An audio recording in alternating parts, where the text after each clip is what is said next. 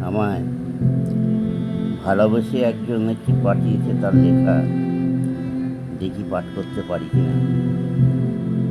এই লেখাটার মধ্যে অনেক বাস্তব, অনেক কিছু আছে, তাই ভালো লাগলো বলে পাঠ করি।